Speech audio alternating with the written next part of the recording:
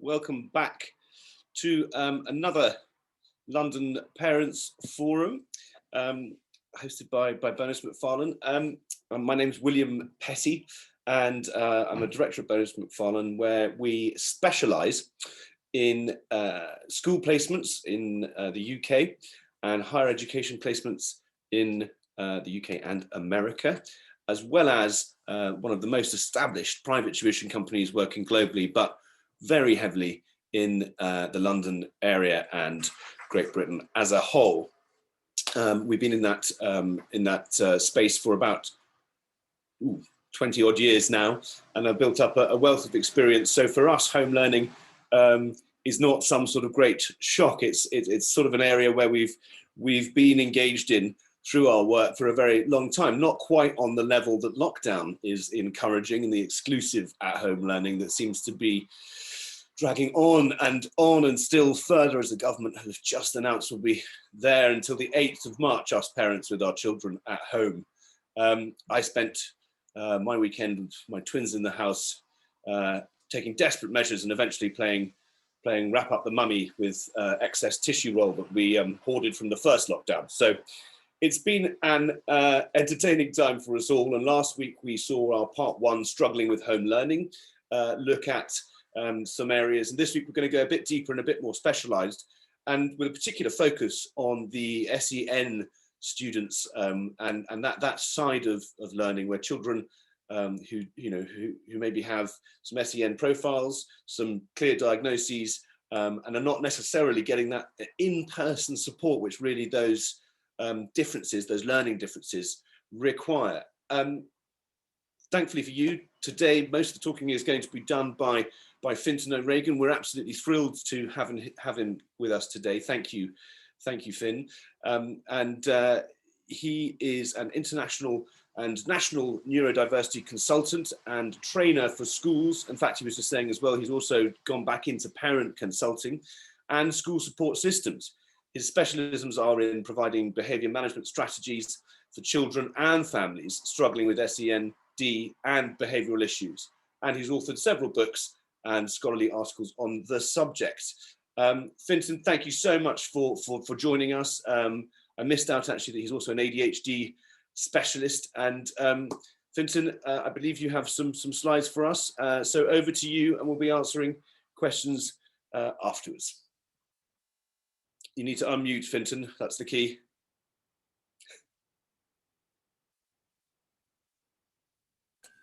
Unmute. There we go.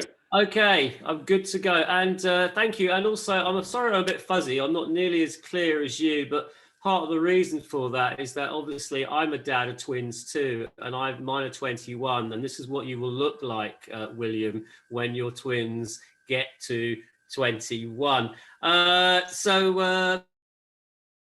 I am going to show you some slides. Oh, where's it gone? And I'm not going to show you many slides, everybody, because I know we want to get into some discussion.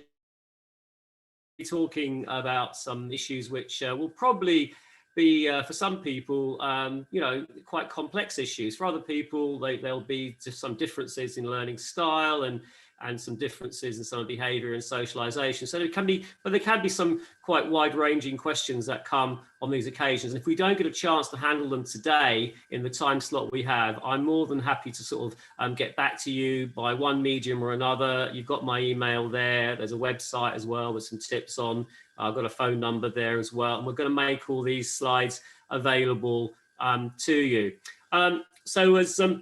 As Will said, really, I've been in this area for a while now, and I was a head teacher of a school called Centre Academy, which is an international specialist school. And interesting, you were talking about the international sort of market that you're involved with. The school was set up originally for American students in London who had special educational needs, and this was way back in the 1980s when we weren't really talking about ADHD then as a term. We were pretty good on dyslexia and Asperger's, but ADHD was an area that we really weren't that initially, as I say, for international mostly from one or two there's about 7 or 8 American schools, as you know, in London area.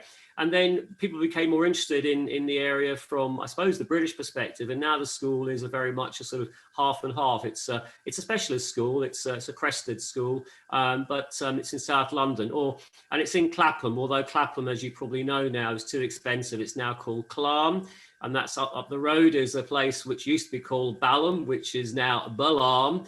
And Streatham is St. Wreatham, I'm told. And so there's some of the books I've written. There's some support books there, and a couple of my friends. It's the same book, just changed the title. Look, they're very, very different. You know, one is a really big book, one is a little book, and one's got a yellow cover. So they're very different. But I think in books, you tend to find tips, and that's what I'm trying to do. And I have written some tips as well, an ebook or so for parents if they're interested in that. As Will indicated, I'm mostly a live trainer. That's what I do. And when it's kind of live training that you do, and most stuff you do is to do with behaviour in schools, well, that's not so much of an issue right now. So the last sort of 6 or 7 months has been a sort of, I've adapted as well. So what I've tried to do is both schools and in terms of some of the issues that are still pertinent, and also with families at home. So as Will's mentioned, if you have any issues, particularly to do with transition or to do with issues at home, and also thinking about the future, and working also with the siblings and things like that, then you can stuff, and I've got some webinars there as well. Okay, so I'll be honest with you, when I'm ever asked to talk, generally it's mostly about that middle word people ask me about. It's about behaviour, because I suppose I'm associated now with what is seen to be a behavioural issue, and I would counterbalance that. It's actually, but I don't even talk about behavior anymore. I talk more about mood, management of mood, and that's a bigger story. But for me, it's about 3 areas. It's learning, behavior, and socialization. And I truly mean this. If you get the learning right, then you certainly reduce what you see as behavior issues. And also the thing that we can't forget is the socialization element. Because if kids are unhappy in school, they don't feel included, don't feel involved, then, their behavior will be affected, and obviously their learning as well. So for me, I don't separate the 3 things in terms of importance. In fact, I sometimes focus more on the learning and the socialization in order to get the behavior right. Sometimes, obviously, we've got to deal with the behavior as well, but it is about, looking at all those 3 areas. And one of the things I do when I'm doing training for staff now, I won't just do training for staff on neurodiversity. I always ask if I can to do it, with the parents as well, maybe doing an evening session, or in the, it used to be evening sessions. Now I suppose it can be afternoon sessions or any time. But also I try to work with the students of the school, because one of the things we're trying to get across is that neurodiversity is everyone should be aware of it. And the other students need to know sometimes why someone who appears to look the same might not be reacting in the same way. So many schools I go into, I'll also work with, and I work with the younger ones and the older ones. And the issue is that I've already got them there, because diversity, they're already up for it. They have it in so many other walks. And I do the neuro, and I used to be a chemistry and biology teacher. So I just dust off my old books and go in and bring out some pictures of the brain. So you get science and you get neurodiversity. It's a good deal, that one. So when it comes to looking at terms, because I think this is where for parents, what I'm trying to do is simplify things for parents. And I have tried to do that over the years when I was a head teacher, as well as what I'm doing now, is because it can be quite complex, and it can be, it can be quite a difficult journey as well, about who to talk to, who to see. And if you go and see one person, then you've got to go and see someone else, and then there's a waiting list, and it can be quite confusing.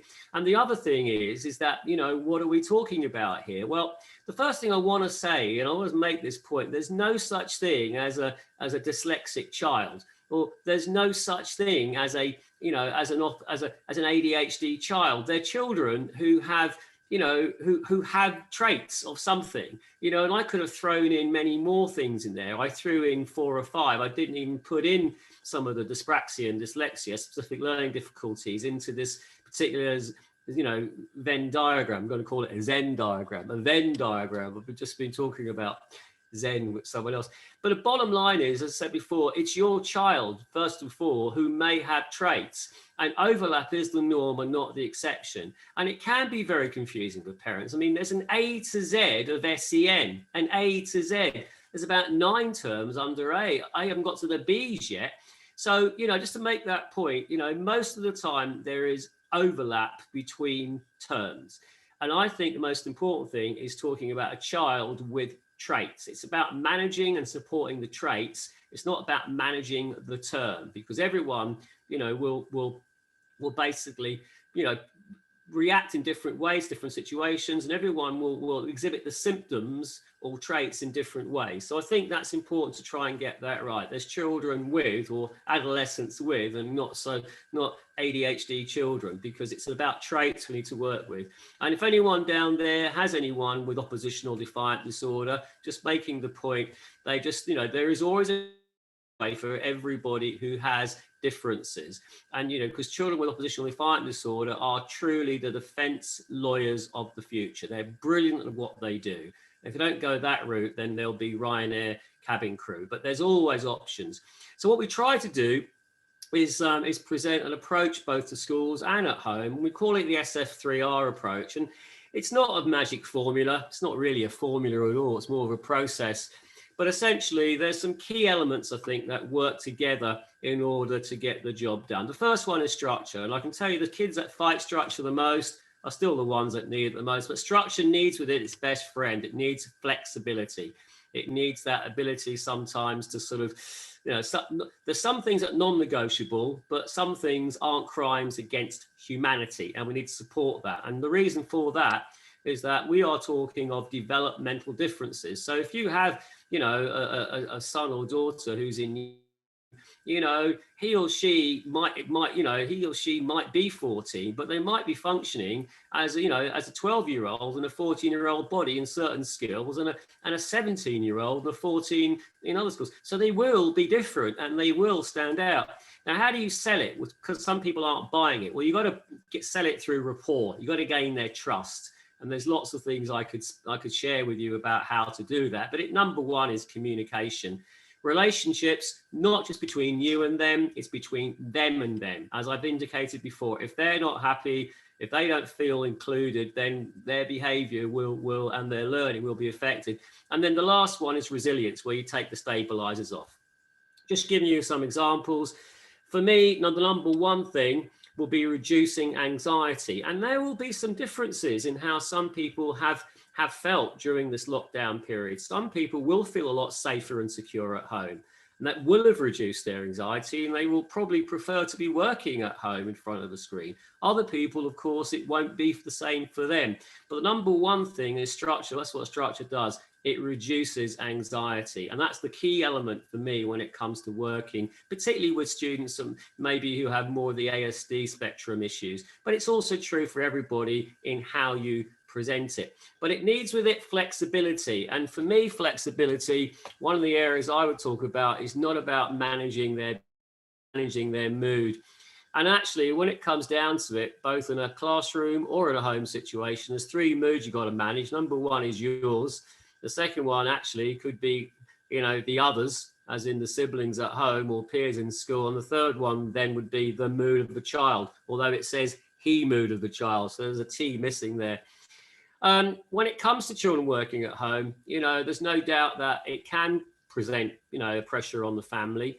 You know, are issues that sometimes schools can handle maybe differently, and sometimes, as you know, they won't take it from you. You know, I can work with other people's children. That's what I've been doing all my life, but I try and work with my own. It can be different. And for those of you working with teenagers or living with teenagers, I'm not sure how old yours are yet, Will, but the teenagers, let me give you my best tip. It came from Mark Twain.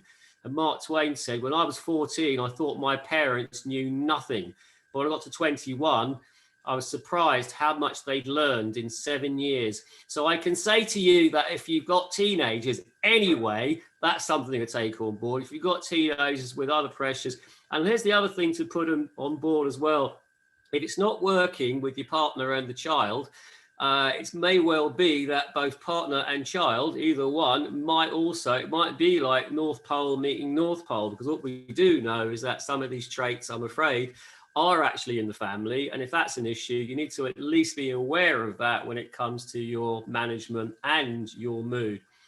So finally, then, I want to leave you with a thought that it isn't education, and it is about, you know, as if you're a teacher or you're a parent, you are both a coach, isn't it? And you know, for me, resilience is when they have that ability to take the stabilizers off. You know, they don't need to be as dependent, they are independent. And so I just like to say that there are two educations, one to teach us how to make a living and the other how to live. That's a very short one. I can go on for much longer, as you probably can tell, but I'm going to stop now and pass on over to Will. All right. Thanks, Fintan. That's great. As you say, I mean, lots of very short, but jam packed with information there. Very, very densely packed with some riveting stuff, but also some pretty commonsensical stuff, actually. But the kind of things that, as parents, you probably just don't think about enough, and things that applied really to everybody. I particularly like, you know, the more modern nomenclature of using mood as opposed to I've already forgotten what it used to be. Behaviour. And that's, you know, and thinking about your own mood as a parent is probably one of the big crimes that we don't often engage with enough as parents. You know, we're always thinking about the child. I know that I see it through my work.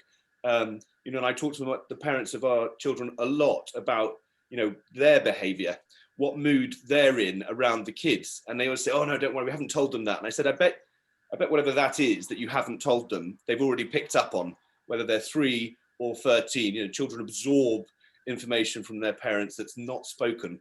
And that's a really big part of it. And I can imagine, luckily I don't have to homeschool my own children at the moment, but I can imagine that that sort of relationship with children without SEND, even, let alone with, is really important, Fintan, and that sort of connection. And I noticed as well that the big word in there that I kind of resonated with me particularly was socialisation. The one thing, of course, that is really tricky at home.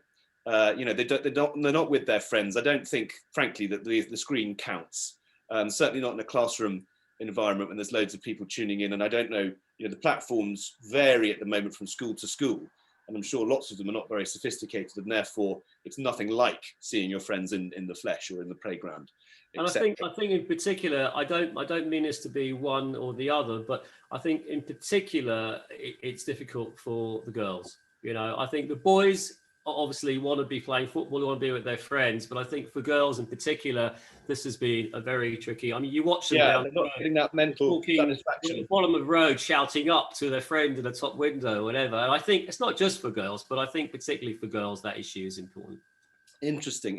So we've got quite a few questions coming in already, Fintan. I just want to say to everybody else, please use the Q&A box to type in your questions. It's on the bottom menu bar of Zoom on the right-hand side, quite close to the leave button. So make sure you hit Q&A instead.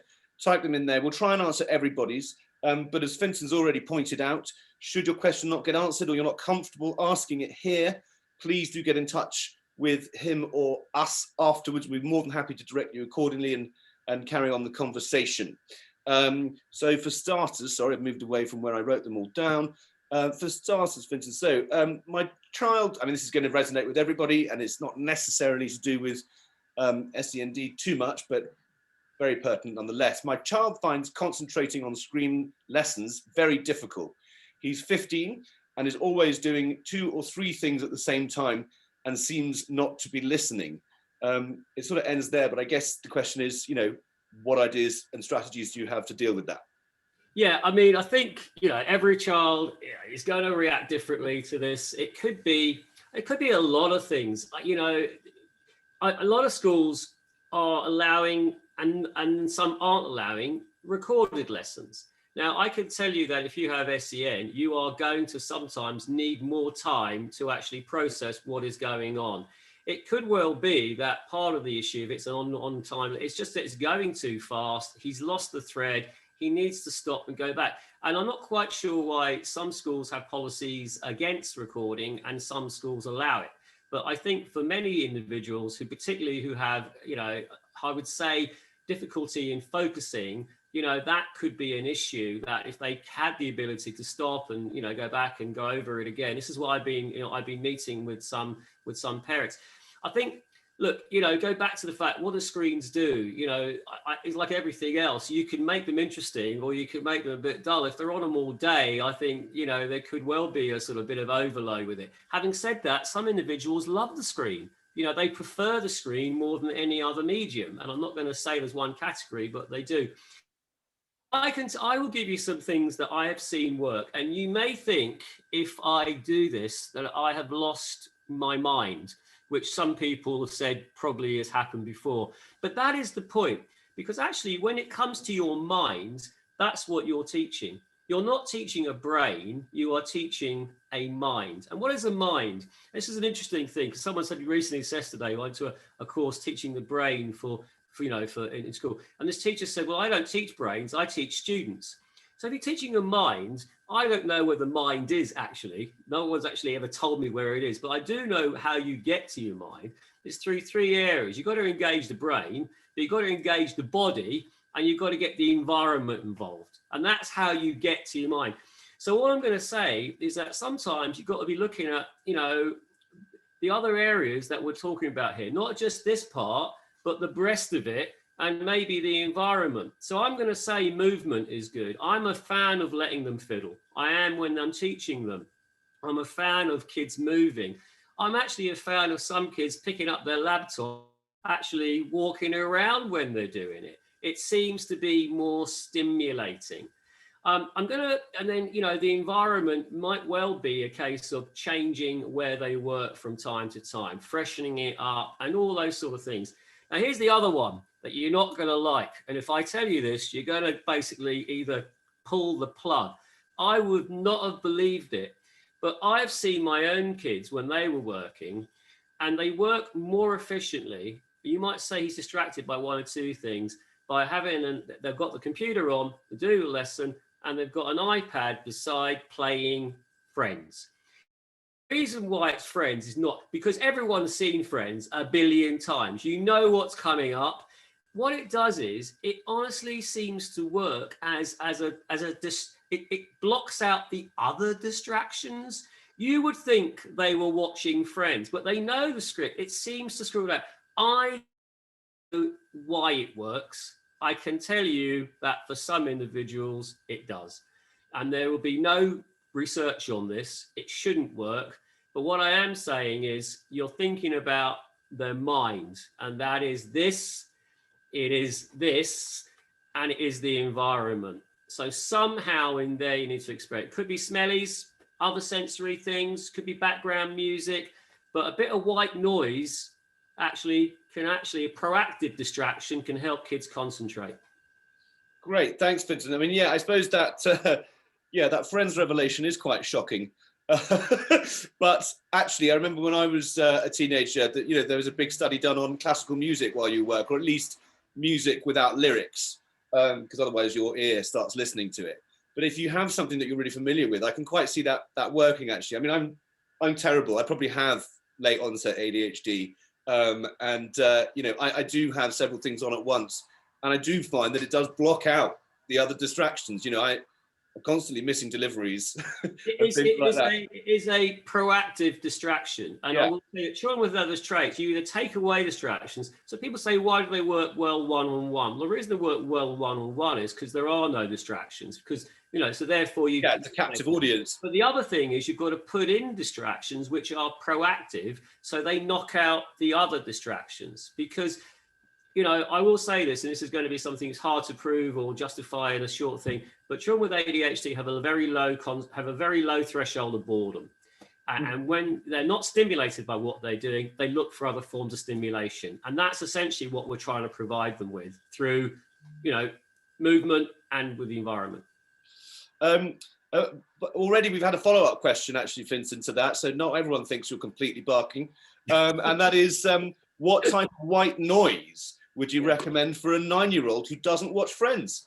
Brilliant. Yeah, well, I think, you know, I have to say to you, now, I've got to be honest with you, mine are 21 and 23, so I'm a little bit out of think, and I wasn't just suggesting Friends, actually. I was, you know, because it's something that I know that my watch again. It's just, again, something that is familiar to them.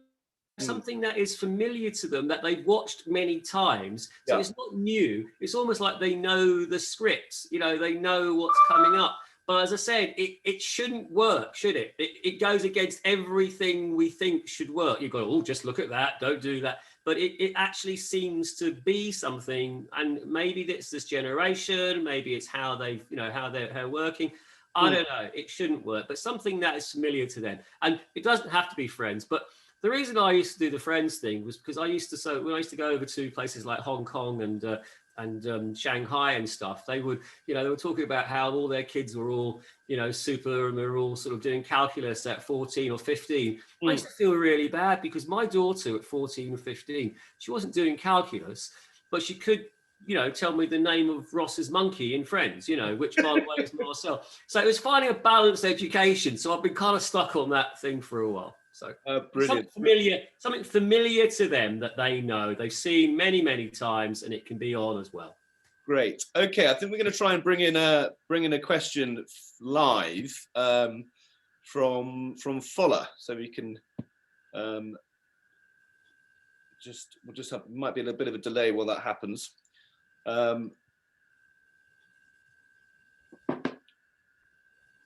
Right, quickly, we'll get that teed up, and we'll ask another short question between you and I, Fintan. So, my child's getting very... Hello? Fuller. Just sorry, I didn't realise I was muted. Yeah. No, hi. Your question, please. Yeah, my question was, how do you, I suppose, help parents to look for schools during this lockdown? Because I don't really know what type of school I'm looking for, but I know I need to look for my son who's in year 5, and I've got no idea where to start. And apparently I need to name my school by September of this year. Will, do you want, I can give you some advice if it's more of an SEN issue on a school. Will, do you want to give us something on the procedure there? Because it might be best coming from you. Yeah, sorry, I was expecting that to be straight for Fintan, Fuller. Could you just ask, could you just re-clarify the question for me? Yeah, my son is 9, he's in year 5, and I should be out looking for an appropriate secondary school, but I'm not. I have no idea where to start. I just know that I want him to have a small class size. That's about it. And does he require any sort of special educational support? He has an EHCP, and he gets support from a OT, because he gets also from a specialist teacher. Okay, Fintan. I can answer that. Yeah, I mean, I think number one, we have to know obviously a little bit about what the EHCP is, what the actual need is, and then it's autism. Autism. Okay, well then there's a couple of options for you. Then obviously, you need to be looking. If there's a small school, where do you live? Borough of Bromley. Yeah, Borough of Bromley. Well, I can tell you which is a pretty good school. Again, how much, what's in terms of autism, he's obviously got an ECD, so he's obviously more moderate. He's moderate to severe, or he's not mild? It's considered manageable by Bromley because he's in mainstream. Yeah, he's in mainstream. Okay. Well then, for example, if you wanted, I will just offer you the Centre Academy, in Clam, whatever, because it is a specialist school for children who have those kind of traits. Right. In Clapham, it's not far away. About 20-30% of the students there have EHCP. So that is a school for you. I think the other organisation to consider is something called Crested. Crested is the Council of Schools registered for schools that it says the teaching of dyslexia, but it's more neurodiversity that they are looking at. And I can tell you why they are more neurodiversity, because I'm now the newest member of their council. So we are now looking at the broadening the sense. So Crested, it's you can get as a register of schools for them, where you can see the levels of support they give. Some of them are more specialist, some of them are more one-to-one. But I would say, for example, Centre Academy is a school in there, and I would definitely investigate that because of where you live. It's not far away. Okay, so Crested is a group of schools, is it? It's a register for schools that are registered. They are accredited by inspectors that go and look at their ability to provide SEN support. And you've got a number of categories which are based on a full school, a whole school service versus a sort of like specific sort of timeout, sort of like one-to-one approach. So it's a register of schools. It's CRESTED. Again, if you email me afterwards, if you can't find it, I'll send it on to you. All right, thank you. Thank you, Follow. Thank you so much, and thanks All right, for answering that. It's a great one. Okay, let's have a look in the box there. No fresh ones. So yeah, so the question I was in the middle of asking. So my child gets angry when I try to help. I know she's not always completing tasks, but it gets very challenging when I question what's being done. So I suppose, just translating that, Fintan, I suppose the parent's asking, what can I do to find out more of a task that my child's doing, perhaps so I can make sure they're doing enough.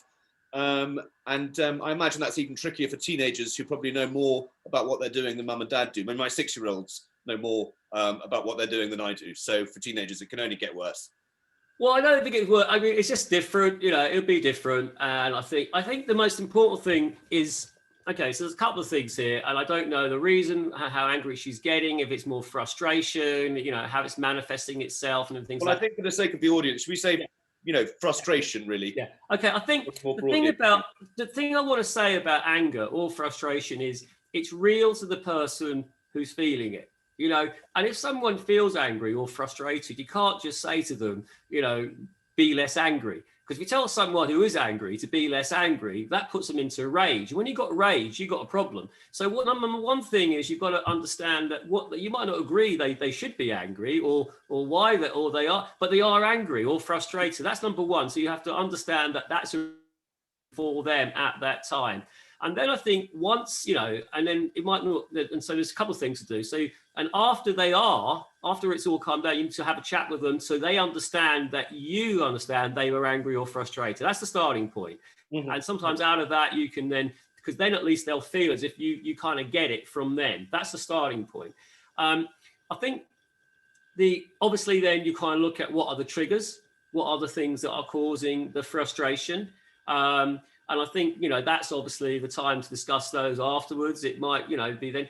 And then I think, it goes back to my area of mood. I'm a big fan of just talking. And the reason I talk about mood, because it's, behavior is a bit abstract. Mood might be abstract too, but it's more.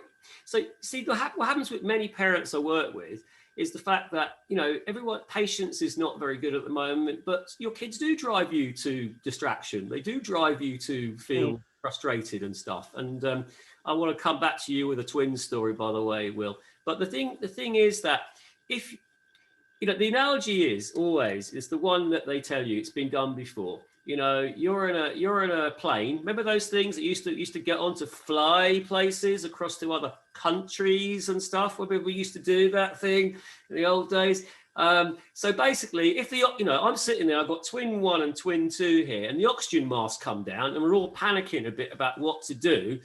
Who does the pilot says it goes on first? And the answer isn't your favorite twin, by the way.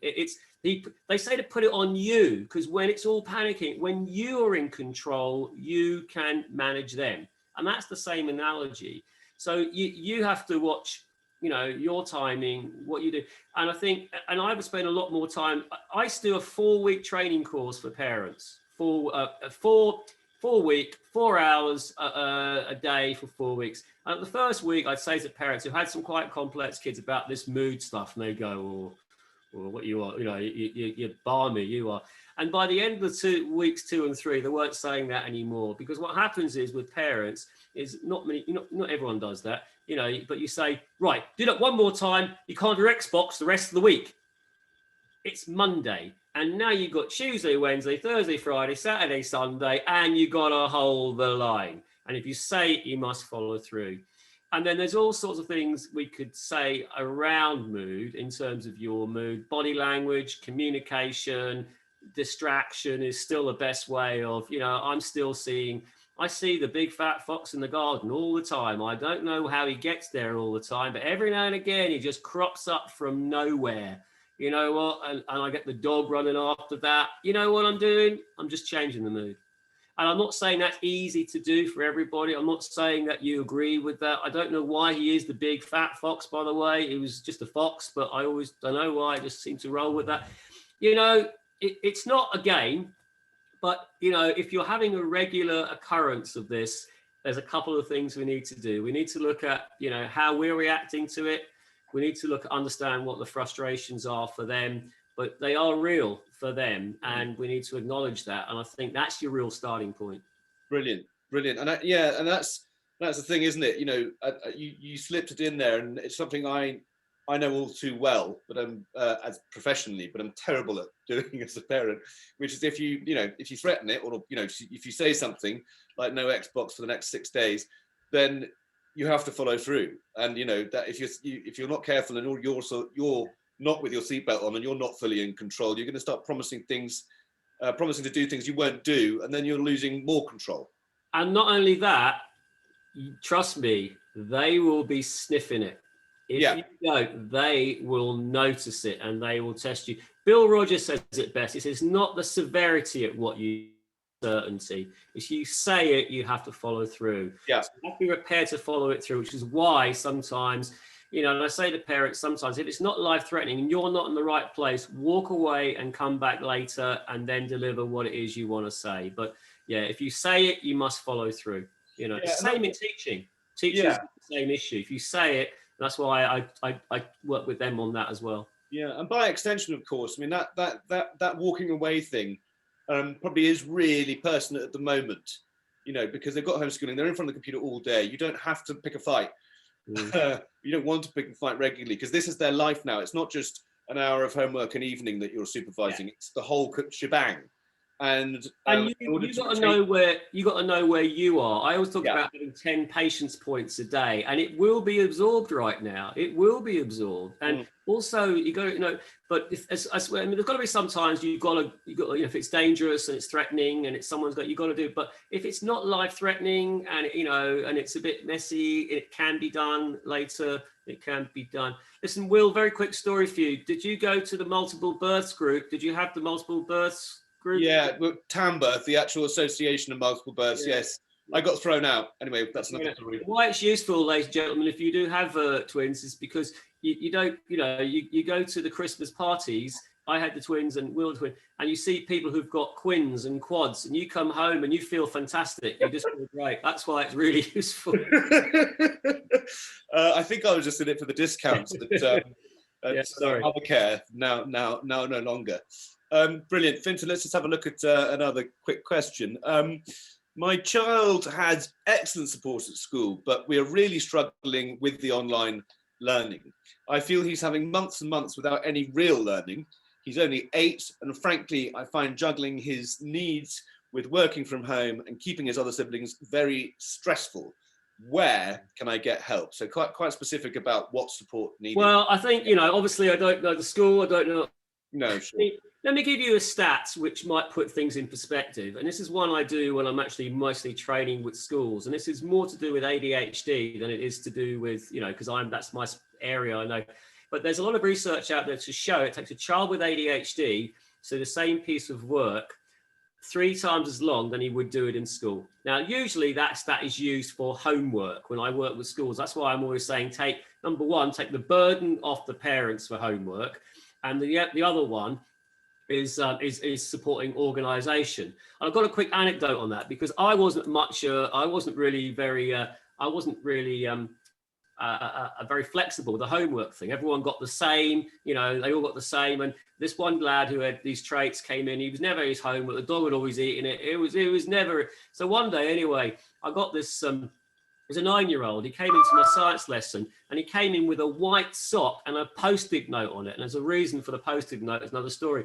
And I said, what's this? He said, it's not my sock, sir. It's my brother's. So I looked at it. I was like, first of all, there's a note in it from the parent. And you might try this with the school.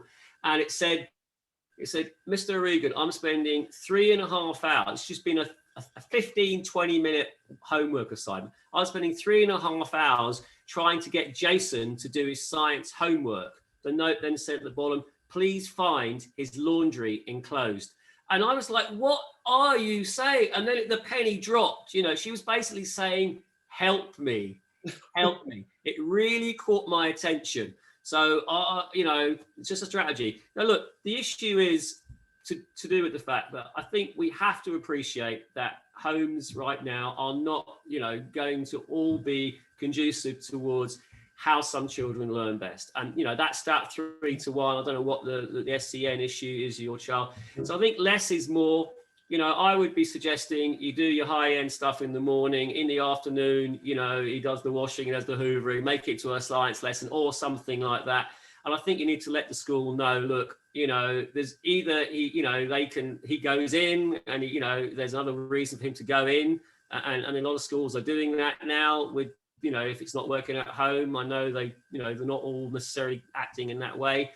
But I think you need to let the school know, you know, that you're really struggling at home. And, you know, and the environment, and it could well be something you want to hear, but it could well be that, you know, they're already talking now about mixing up years next year. You know, they're talking about having a thing. And actually, for SEN students who actually get on better with younger and older anyway, socialisation wise, it might even work. So, you know, I mean, these are hoping that these times actually are useful and that we learn from how kids do learn more effectively and how we can then, you know, utilize that in the future. That might not be a direct answer to your question right now, but I think somewhere in there, I think you need to let the school know that, you know, that you're not, less is more, I think. Yeah, brilliant. Brilliant. And I think that's key as well for everybody listening and watching is, you know, if the big worries and the concerns at home, you know, just because they're at home doesn't mean school isn't there. So do speak to them about any issues that you're having. It's really important they know, but don't know, they can't help. Fintan, thank you very much indeed for joining us today. Fascinating, a real pleasure. I mean, as everyone probably can feel, this is the very tip of the iceberg, and there's so much more that can be discussed around this area. So please feel free to reach out to us through the website, schoolsshow.co.uk. Fintan's details are there, but we can direct you, so you know, come through us. And of course, any further questions, Fintan, go ahead. I sort of one last thing to say, and this might not be what you think you've got time to do, but if we are talking about mood and we are saying that it is going to be your mood, it's the most important one, you need to look after you to look after them. And you need to make time to do that. It might not, you don't see, you might have the time. I know some parents who go and sit in the car or walk the dog or, you know, go and sit in the shed or whatever. Just need to something that's good for you. And if you've got a child, by the way, you're not working with, he's not working with you, the other thing to do, actually talking about car journey, movement, no eye contact. You have some of your best conversations, particularly with, you know, with teenagers sometimes. But yeah, look after you to look after them. Brilliant. Thank you, Fintan, and thank you for joining us again today. Really interesting. Just to all our viewers, we will be back very soon. The program's not yet published on the site, but in a couple of weeks' time, there will be some more London Parents Forum, particularly ones with the Good Schools Guide. I think we're collaborating once more with them, talking about how to choose schools and school choices. So do look out for that. This talk will be available in full on our site as well. That's schoolsshow.co.uk. Thank you very much for everyone joining us. Thank you very much for the excellent questions. Fintan, thanks again. Pleasure. We'll see you all very soon again. Okay. Goodbye, everybody. Goodbye. Bye-bye.